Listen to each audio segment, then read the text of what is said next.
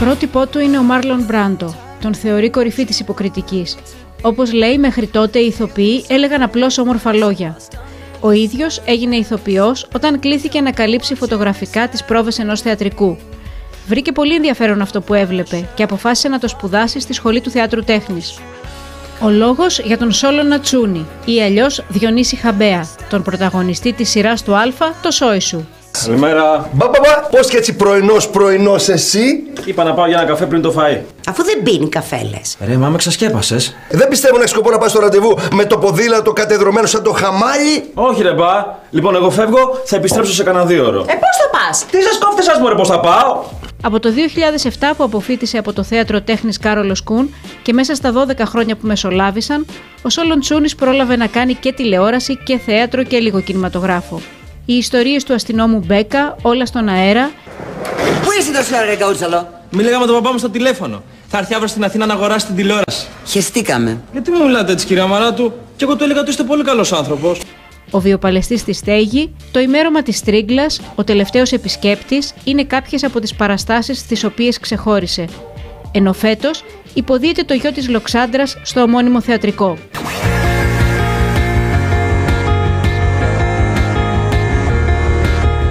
Και όταν δεν εξασκούσε το επάγγελμα του ηθοποιού, δεν δίστασε να κάνει και άλλες δουλειές για να βγάλει τα προς το ζήν.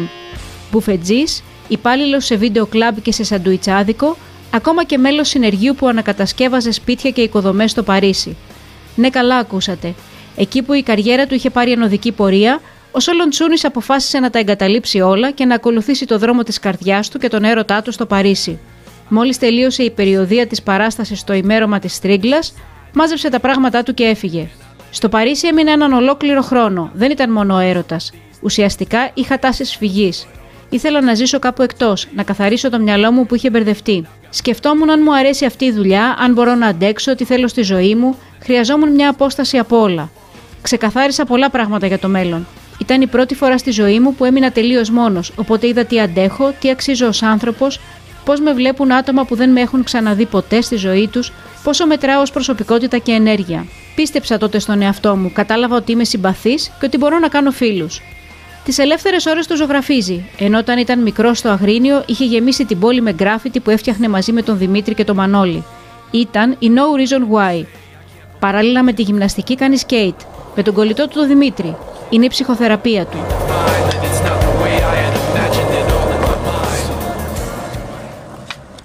Τον σημάδεψε ο θάνατος του πατέρα του πριν από λίγα χρόνια. Αποφάσισε να κόψει το τσιγάρο και να ακολουθεί έναν πιο υγιεινό τρόπο ζωής. Δεν θα το δείτε ποτέ να φιγουράρει στα πρωτοσέλιδα περιοδικών, μια και προσπαθεί να κρατά την προσωπική του ζωή για τον εαυτό του. Γελάει όταν θυμάται ότι μια φορά με πήραν τηλέφωνο από ένα περιοδικό και μου πρότειναν να πάω την τάδε μέρα και ώρα στο τάδε εμπορικό κέντρο για να τραβήξουμε παπαρατσικό. Τι παπαρατσικό θα είναι αυτό, ρε παιδιά, αφού έχουμε ραντεβού? Τη δουλειά του την βρίσκει σκληρή, αδίστακτη, ματαιόδοξη, αλλά συγχρόνως υπέροχη. Και ονειρεύεται να πετύχει πολλά πράγματα. Υπάρχουν ρόλοι που τον περιμένουν στη γωνία.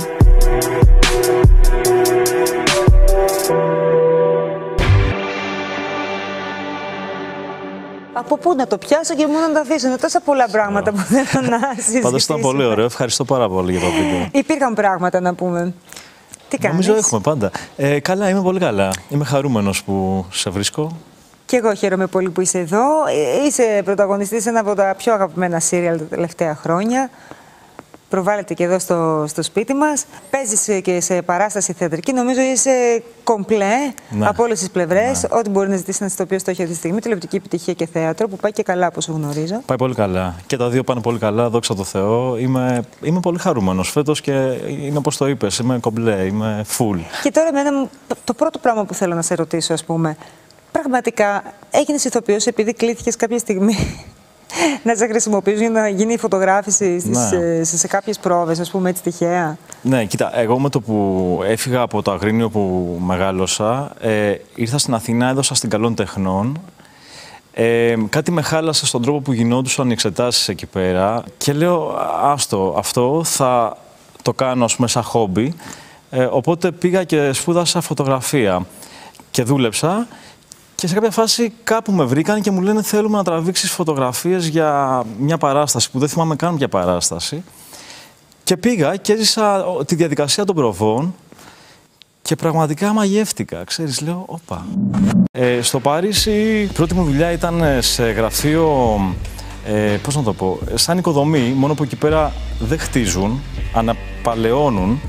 Οπότε μέσω ενός φίλου φτιάχναμε πατώματα με έναν άλλο τύπο, βάζαμε πλακάκια, βάφαμε τοίχους, ξέρεις. Τη γλώσσα τη μίλαγες? Όχι.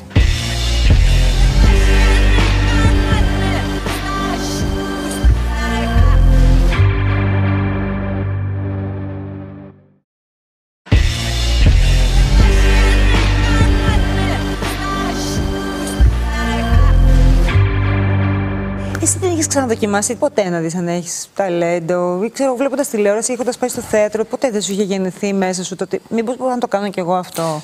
Κοίτα, το είχα, ας πούμε, αναρωτηθεί, αλλά ντρεπόμουν να το πω. Δηλαδή, ξέρεις, ειδικά στην εφηβεία, ξέρεις που είναι επικίνδυνο να σε πούνε ψώνιο, ας πούμε, οπότε ποτέ δεν το είχα εκδηλώσει. Ίσως το είχα μέσα μου, αλλά ξέρεις, πάντα με ενδιαφέρανε όλες οι τέχνες. Δηλαδή, κάνω και γλυπτική και αγγιοπλαστική και ζωγραφική και χαρακτική και φωτογραφία. Ξέρεις, με ενδιαφέρει γενικά η τέχνη. Οπότε, όταν, ας πούμε, το ανακάλυψα μέσα από τη φωτογραφία, λέω, έχει πολύ ενδιαφέρον. Και αφού πήγα στρατό και είχα αρκετό χρόνο να σκεφτώ, λέω, θέλω να το δοκιμάσω. Και με το που απολύθηκα, έδωσα εξετάσεις και πέρασα στο θέατρο τέχνης. Και έτσι ξεκίνησε αυτή η σταδιοδρομία, ας πούμε. Την οποία όμως, πάλι για κάποιο λόγο, ενώ πήγαινες και καλά, αποφάσισες να την διακόψεις, να βάλεις μια ανωτελεία, πάλι σε μια τάση φυγής, γιατί είπες σε μια φάση αντίδρασης, για να φύγεις και να πας να ψαχτείς. Ξέρεις, είναι λίγο μπερδεμένο, γιατί δεν αρκεί μόνο να έχεις σωστά εκφραστικά μέσα για να είσαι ηθοποιός, αυτό που λέμε, ας πούμε, ταλέντο, να τα λες, να είσαι ευθυτενής κτλ. Πρέπει να είσαι έτοιμος. Εγώ ένιωθα ότι δεν ήμουνα ακριβώς έτοιμος να είμαι ηθοποιός, ενώ είχα ξεκινήσει και είχα δουλέψει και μάλιστα σε δουλειές που είχαν κάνει μπαμ. Ας πούμε, η πρώτη θεατρική παράσταση ήταν στο Βιοπαλαιστή στη Στέγη, με τον Λάκη Λαζόπουλο, και είχαμε επί 2 χρόνια 1.200 άτομα κάθε βράδυ στο θέατρο. Έκανα την Ίσο, που ήταν η μεγαλύτερη, ας πούμε, κομμωδία με πάρα πολλά εισιτήρια στον κινηματογράφο. Είχα κάνει ήδη 3 σύριαλ. Αλλά μέσα μου ένιωθα ότι κάτι δεν είχα αυτή τη διαφάνεια που οφείλει να έχει ένας ηθοποιός στη σκηνή. Συνήθως όταν μπαίνεις σε αυτή τη δίνη, αν θέλεις, της επιτυχίας, δεν έχουν όλοι τη δυνατότητα να κάτσουν και να δουν, δεν έχουν τη διαφάνεια που λες εσύ που χρειάζεται ένας ηθοποιός. Καβαλάνε όλοι το άλογο και πάνε. Ναι, μάλλον το είχα. Για να το έκανα, ναι. Μήπως δεν μπορούσες να διαχειριστείς αυτή την επιτυχία? Δεν ήταν τόσο μεγάλη. Πήγαινα καλά. Δεν έγινε κάποια σούπερ μεγάλη επιτυχία, ξέρεις, για να χάσω πραγματικά την μπάλα. Αν και σε αυτή τη δουλειά, όταν ξεκινάς να δουλεύεις, πάντα λίγο σε ταρακουνάει, πάντα λίγο χάνεις την ισορροπία. Και νομίζω ότι για να είσαι ηθοποιός πρέπει να είσαι πραγματικά γειωμένος, όριμος και συγκεντρωμένος άνθρωπος. Αυτό που λένε ότι καμιά φορά η τρέλα και να είσαι λίγο έτσι βοηθάει, νομίζω ότι δεν βοηθάει. Αν είσαι έτσι, είναι πολύ πιθανό να χάσεις την επαφή σου με το περιβάλλον, με τη γη. Ξέρεις, όταν σου λένε στον δρόμο, ας πούμε, είσαι θεός και εσύ το πιστέψεις, υπάρχει ένα πρόβλημα. Φεύγεις λοιπόν, τα αφήνεις όλα για έναν έρωτα? Πήγες στο Παρίσι για έναν Όχι, αυτό έρωτα? ξέρεις, η αφορμή νομίζω ήταν η εσωτερική μου, ας πούμε, αναζήτηση και απλά εκεί προέκυψε κάτι το οποίο δεν κράτησε και πολύ. Εκεί προέκυψε, δεν είναι ότι πήγες να το ακολουθήσεις? Όχι, εκεί προέκυψε. Εντάξει. Τα παράτησα γιατί είναι αυτό που λέγαμε πριν. Ήθελα να βάλω αυτή τη δοκιμασία στον εαυτό μου, να βρω τον εαυτό μου και να σκεφτώ εάν θέλω να κάνω αυτή τη δουλειά ή όχι. Γιατί διάλεξες το Παρίσι? Στο Παρίσι έτυχε γιατί εκείνη την περίοδο θα έφευγε ένας κολλητός μου επίσης, ο οποίος έχει παραμείνει εκεί, και απλά έτυχε και πήγα εκεί. Ξέρεις, δεν Εσύ, είχα... όσο καιρό ήσουν εκεί πέρα, σε αυτό το ταξίδι αναζήτησης, δούλευες κιόλας. Ναι. Πού εργάστηκες στο Παρίσι, ας πούμε, και πόσο εύκολο ήταν για έναν ηθοποιό να πηγαίνει στο Παρίσι και να βρίσκει μια οποιαδήποτε άλλη δουλειά? Η πρώτη μου δουλειά ήταν σε γραφείο, πώς να το πω, σαν οικοδομή, μόνο που εκεί πέρα δεν χτίζουν, αναπαλαιώνουν. Οπότε, μέσω ενός φίλου, φτιάχναμε πατώματα με έναν άλλο τύπο, βάζαμε πλακάκια, βάφαμε τοίχους, ξέρεις. Τη γλώσσα τη μίλαγες? Όχι. Είχα κάνει εδώ πέρα κάτι τύπου 5 μαθήματα, έτσι, για τα πολύ βασικά, και τη γλώσσα την έμαθα σιγά σιγά εκεί. Ωραία, λοιπόν. Όλο αυτό δεν μπορώ να σε ρωτήσω τώρα. Δεν είναι και λίγο αυτοκαταστροφικό? Δεν ξέρω αν είναι αυτοκαταστροφικό. Σίγουρα είναι περιπετειώδες. Και να σου πω κάτι. Δεν υπογράφουμε συμβόλαιο. Δηλαδή, έφυγα χωρίς να ξέρω αν θα κάτσω 10 χρόνια. Πόσο κάθεσαι? 1 χρόνο. Γύρισες διαφορετικός? Γύρισα πάρα πολύ χαρούμενος. Ενώ έφυγα πολύ χαρούμενος και λέω πάω, ας πούμε, στην επιστροφή μου ήμουν ακόμα πιο χαρούμενος και συνειδητοποιημένος και σίγουρος για πολλά πράγματα, ας πούμε. Γιατί γύρισες, ποιο ήταν ο λόγος ο οποίος γύρισες ουσιαστικά? Καταρχάς μου έλειψε η θάλασσα και ο ήλιος, μου λείψαν οι Έλληνες, μου έλειψε η δουλειά μου, όλα αυτά. Μου έλειψε η Ελλάδα βασικά. Και εκεί τι συνειδητοποίησες? Συνειδητοποίησα ότι θέλω να είμαι ηθοποιός, ότι είναι η πιο ωραία δουλειά του κόσμου. Γύρισα πιο δυνατός. Εκεί αναμετρήθηκα με τον εαυτό μου, ξέρεις. Δηλαδή, κάποιες φορές έβλεπα ένα παιδάκι που ήταν 3 χρονών και σύγκρινα τον εαυτό μου μαζί του. Έλεγα ότι αυτό ίσως ξέρει να μιλάει καλύτερα τη γλώσσα και να επικοινωνεί πιο εύκολα από ότι εγώ. Εγώ ήμουν μόνος μου, δηλαδή, ξέρεις. Γιατί η μοναξία είναι κάτι το οποίο σε τρομάζει, εσένα? Γενικά, όχι. Βέβαια, εκεί πέρα τρόμαξα κάποιες στιγμές, δηλαδή θυμάμαι την πρωτοχρονιά του 2010, ενώ είχα μια πολύ ωραία εικόνα, από το παράθυρο του σπιτιού μου έβλεπα λίγο τον πύργο του Άιφελ και τα πυροτεχνήματα. Αισθανόμουν πραγματικά μόνος και ήμουνα μόνος και έπινα μπύρες, δηλαδή ήταν λίγο φάση παράξενη. Ήταν λίγο σκληρή.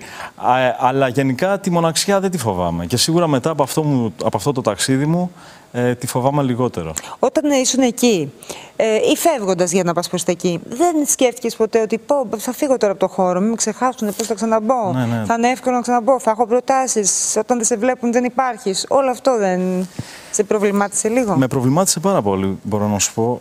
Αλλά ξέρεις, τελικά όλα αυτά είναι φοβίες και σκέψεις που δεν υπάρχουν. Φεύγεις, έρχεσαι, είσαι ο ίδιος, βρίσκεις πράγματα, ανακαλύπτεις καινούρια. Είναι ωραίο. Ξέρεις, ένιωσα ότι ήμουν ελεύθερος. Δηλαδή ήταν η πρώτη φορά στη ζωή μου που ένιωσα ότι πραγματικά κάνω αυτό που θέλω. Πήγα, ας πούμε, 1 εβδομάδα πριν φύγω και λέω στους γονείς μου, εγώ έχω μαζέψει λεφτά, γεια σας, φεύγω. Και μείναν έτσι. Δηλαδή δεν τους έδωσα το χρόνο να το συζητήσουμε, γιατί, πώς και τίποτα. Η σχέση με τους γονείς σου? Πολύ καλή. Ο παπάς έχει φύγει? Ο παπάς έφυγε πριν 4 χρόνια. Εντάξει, μου λείπει πολύ. Ξέρω ότι ήταν ένας θάνατος ο οποίος σε σημάδεψε. Όλοι όσοι χάνουν τους γονείς τους, ουσιαστικά σημαδεύονται. Έφυγε ξαφνικά? Όχι, δεν έφυγε ξαφνικά. Έφυγε από καρκίνο, ταλαιπωρήθηκε 2 χρόνια και τον χάσαμε πριν 4 χρόνια. Όταν έχεις λοιπόν έναν πατέρα με τον οποίο έχεις πολύ καλή σχέση και τον αγαπάς. Να σου πω, συγγνώμη που διακόπτω, ήταν καλή, αλλά ήταν η κλασική σχέση πατέρα-γιου με τις αντιδράσεις, ξέρεις, και όλο αυτό, ας πούμε.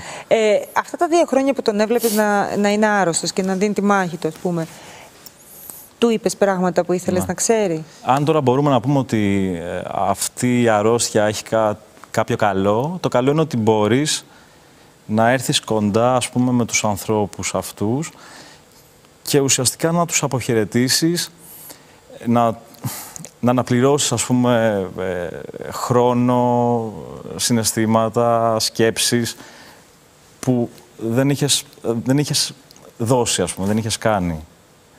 Οπότε ήρθα κοντά του. Σκέψω ότι τη μέρα που έφυγε πήγα στο νοσοκομείο.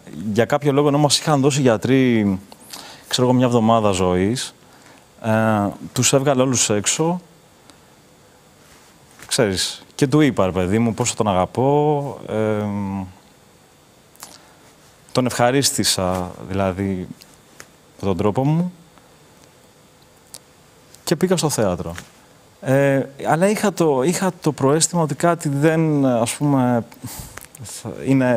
δεν θα πάει καλά, ας πούμε, και όντως με το που τελείωσε την παράσταση βρήκα κλίση από τη μητέρα μου, οπότε κατευθείαν το μυαλό μου πήγε εκεί και όντως... Όταν λένε σε έναν άνθρωπο ότι ο άνθρωπος που αγαπά έχει μία εβδομάδα ζωής.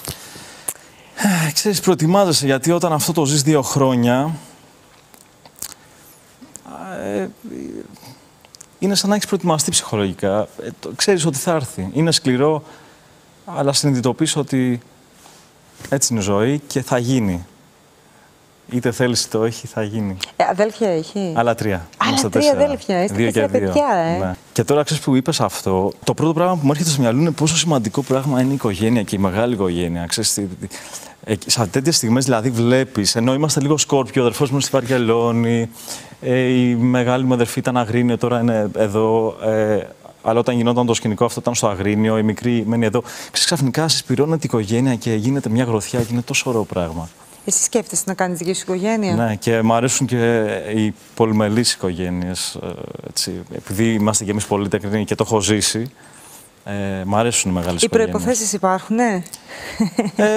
Αυτή τη στιγμή όχι, αλλά εντάξει. Γιατί ξέρεις, δεν μαθαίνουμε και για την προσωπική σου ζωή. Δεν μ' αρέσει να μιλάω. Είσαι άνθρωπος που είσαι πολύ χαμηλών τόνων από ό,τι έχω καταλάβει. Και αν δεν το ξέρει κάποιος, βλέποντας το βίντεο που παίξαμε εδώ στην αρχή για να σε προλογίσουμε, μια φορά σε έκανε πάρει και πότε περιοδικό, λέει, για να στήσετε ένα παπαρατσικό. Και λες, τι παπαρατσικό θα είναι αυτό, θα είναι. Ναι, μου φάνηκε παράξενο. Γενικά δεν μ' αρέσει να μιλάω για τα προσωπικά. Καταρχάς, μου αρέσει το μυστήριο. Μ' αρέσει, ας πούμε, οι ηθοποιοί που θαυμάζω, ας πούμε, από το εξωτερικό, μ' αρέσει όταν δεν ξέρω πράγματα για αυτούς. Μ' αρέσει να υπάρχει ένα πέπλο μυστηρίου. Είναι ωραίο να μην τα λέει όλα, ας πούμε, φάτσα φόρα ένας καλλιτέχνης. Social media έχεις, Instagram, Facebook και όλα αυτά? Έχω και Facebook και Instagram, αλλά το Instagram το δουλεύω αρκετά. Το Facebook δεν μ' άρεσε καθόλου. Εντάξει, όταν το χρησιμοποιείς, ούτως ή άλλως δείχνεις πράγματα για σένα, αλλά δεν μ' αρέσει να δείχνω πολλές λεπτομέρειες και επίσης δεν μ' αρέσει να μιλάω. Ποτέ δεν κάνω story, δηλαδή, μιλώντας στην κάμερα. Νιώθω λίγο άβολα. Μ' αρέσει να βγάλω μια φωτογραφία και με αυτόν τον τρόπο να πω τι σκέφτομαι. Μίλησε μου λιγάκι για αυτό που έκανες με τους φίλους σου που κάνετε γκράφιτι στο Αγρίνιο. Βασικά κάναμε ζωγραφική. Έχω ένα κολλητό, τον έχω ακόμα, με τον οποίο γνωριστήκαμε την ώρα που έκανε γκράφιτι, το Δημήτρη. Πέρναγα την ώρα που έκανε γκράφιτι και του λέω, ωραία φίλε, τι ωραία, ζωγραφίζω κι εγώ και μου αρέσει πολύ αυτό που κάνεις. Μου λέει, έλα να γίνουμε ομάδα. Ξέρεις, και γίναμε ομάδα. Και μαζί ξεκινήσαμε και skateboard και graffiti και... Σας την έχει πέσει ποτέ κανένας γιατί σας είδε να βάφετε τείχους ή... Εντάξει, τότε ειδικά που δεν ήταν και πολύ διαδεδομένο, μιλάμε για το 1995 ας πούμε. Ναι, μας ψιλοκυνηγάγανε, αλλά δουλεύαμε και πολύ με άδειες. Δηλαδή, μας είχαν δώσει άδεια από το λύκειό μας, ας πούμε, μας δίνανε λεφτά και βάφαμε μαγαζιά. Οπότε το είχαμε κάνει και λίγο σαν... Για το χαρτζηλίκι. Ναι. Και ξεκίνησες και skate. Και skate μαζί, ναι. Κάνεις ακόμα? Ναι. Είμαι γέρος τώρα. Δηλαδή υπάρχει περίπτωση να σε δούμε σε καμιά πλατεία της Αττικής, να κάνεις skate, αλήθεια? Βέβαια. Ναι. Βέβαια πηγαίνω σε πιο απομονωμένες πλατείες, δεν πηγαίνω στα πολύ σύχναστα μέρη, αλλά ειδικά πέρυσι που δεν είχα παράσταση και δεν φοβόμουν να μην χτυπήσω τα πόδια μου, έκανα πάρα πολύ και ήμουνα πάρα πολύ χαρούμενος. Πέρυσι είχα το σύριαλ βέβαια, αλλά ζωγράφισα πάρα πολύ και έκανα και πολύ σκέιτ και ήταν μια χρονιά... Που είχες πλήρη καλλιτεχνική έκφραση. Ναι, ναι. Ποια χρονιά σου είναι αυτή τώρα στο ΣΟΗ? Είναι η πέμπτη. Πέμπτη χρονιά. Υπάρχει κάτι άλλο έτσι καλλιτεχνικά που θέλεις να κάνεις? Έχεις νιώσει να σε έχει κουράσει το ότι κάνεις το ίδιο σύριαλ? Δεν με παρά έχει την κουράσει. επιτυχία όμως, έτσι. Ξέρεις τι γίνεται. Είναι ένα σύριαλ που μεγαλώνει μαζί με εμάς. Είναι φοβερό γιατί, ας πούμε, φέτος ξαφνικά πέρυσι παντρεύτηκα, φέτος κάναμε παιδάκι. Οπότε Υπάρχει μια εξέλιξη. Μετατοπίστηκα εγώ σαν Σόλωνας, γιατί μεγαλώνω, μετατοπίστηκε και ο Διονύσης σαν ρόλος. Και είναι πολύ ενδιαφέρον. Σε φωνάζουν οι Διονύσοι. Ναι, πολύ συχνά. Και έχει πλάκα γιατί ακούω, δηλαδή γυρνάω. Μπορεί να φωνάξουν έναν άλλον Διονύση και να γυρίσω, ας πούμε. Εδώ θα είμαστε πάντως. Θα χαρώ πολύ να τα ξαναπούμε. Να σου ευχηθώ καλή επιτυχία, καλή συνέχεια σε ό,τι και αν κάνεις. Και σε ευχαριστώ πολύ που ήσουν εδώ. Ευχαριστώ πάρα πολύ. Χάρηκα πάρα πολύ. Και εγώ χάρηκα πολύ. Και κάπως έτσι, αγαπημένοι μου φίλοι, ολοκληρώνουμε και για απόψε. Σας ευχόμαστε να έχετε ένα όμορφο βράδυ. Το ραντεβού μας το ανανεώνουμε για την επόμενη Τρίτη, λίγο μετά τα μεσάνυχτα, εδώ στον Α. Καλή σας νύχτα.